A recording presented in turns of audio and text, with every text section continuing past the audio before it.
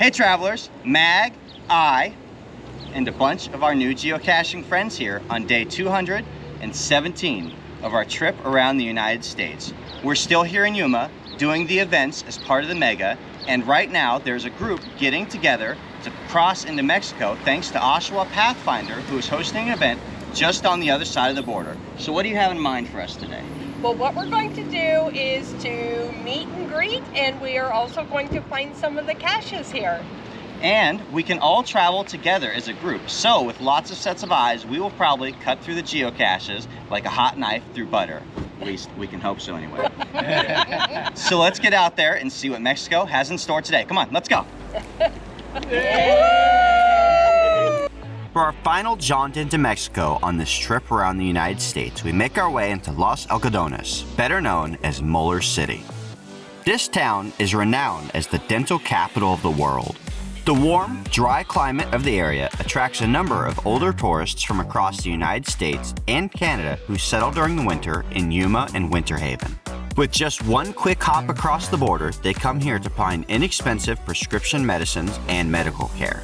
While this city may boast a population of only about 5,500 people, there are more than 300 dental clinics to be found here.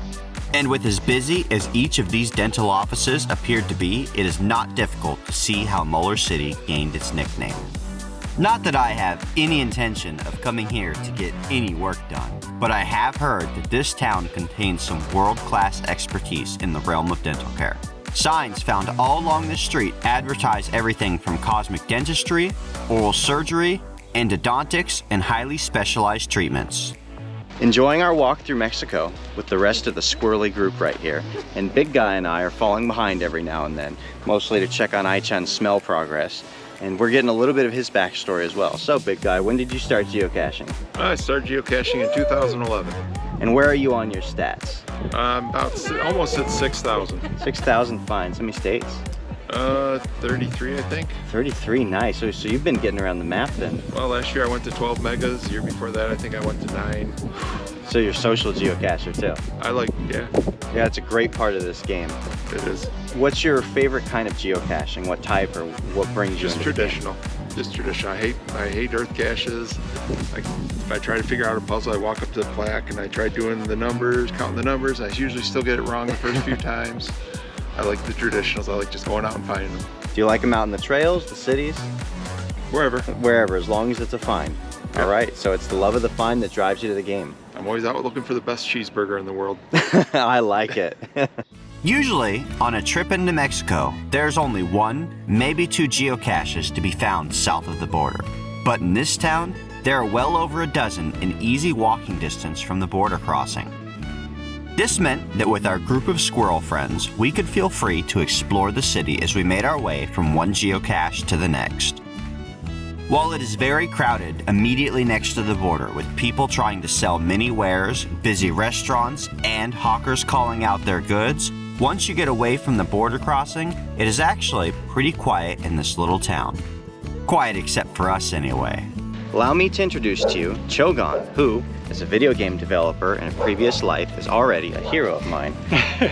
When did you get into geocaching? In 2015, and what got me in was actually this event in the Tri-Cities of the state of Washington. All right. Is that still going too? Oh, Yeah. this last year. Yeah, last year. Oh, that's perfect. Yeah. And how many have you found since you started? 4,500. Oh, so you've hit the ground and you've been really enjoying this game. Yeah. Almost 1,000 a year, getting close. Yeah. What's your favorite kind of geocache and what brings you to the game?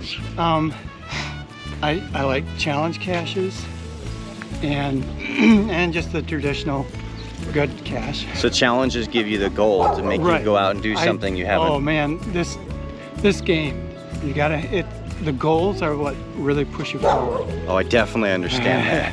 And I'm very goal oriented, so I'm with you right there. Those challenge caches, those give me a reason to go, okay, I'm gonna go do something this way as opposed to that way and go find something I wouldn't have otherwise. Yep. Despite the massive size of the border fence, it's actually fairly easy to lose sight of this barrier once you get out on the streets. However, a few of the geocaches we found on the east side of town, leading to the corner of Mexico between California and Arizona, brought us right along the Colorado River, following along the border fence. I think we all felt a little odd staring through the slats toward the United States on the other side. Meet OshawaPathFinder, our fearless leader and event host on this trip into Mexico, leading around all these local gringos. Thank you for hosting this event, and thank you for leading our group out here. So far, we've been making finds just fine and dandy, and you've been right at the head of the pack. So how many years have you been in the game now? I've been in since 2008. 2008, so you got in even before I did. And how many finds in that time? I have 23,000 and change. How many states does that cover? I have covered 49 states. 49 states, and she's not even from the US. You're in from Canada, right? From Canada. And how many of those Canadian provinces have you geocached in? I have all the provinces and all the territories. All of the provinces and territories. For those of you who haven't really taken a good look at the Canada map, the southern end is hard enough, and that's where there's cities. But some of those northern places, they're out there, and there's just not much there. Am I right? That is correct. But you probably saw some really beautiful spots. Oh, we did. We did. So much. Lots of waterfalls. Yes. Cliffs. And hot springs. Ooh. That was really great too. Well, maybe you'll have to put some pins on my map for Canada. There. All right, we're getting kind of hungry here, so maybe a couple more finds and then we're gonna head off to lunch. Okay, thanks.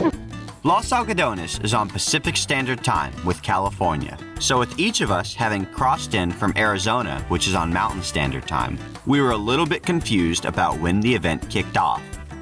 We all had to adjust our watches a little bit to discover that we were still an hour from the event, which gave us time to track down all the geocaches in walking distance of the event site. As suspected, with this many eyes, it took us practically no time at all to spot each one. Some jobs are just meant for the big guy. Always good to have a friend like him around. As was the case with our two previous trips into Mexico, Ai-chan kept her nose to the ground and thoroughly enjoyed each of the unique smells we came across. She also attracted quite a bit of attention, with the local dogs wanting to come up and say hi to her. Since she doesn't speak Spanish, she didn't recognize the cat calls.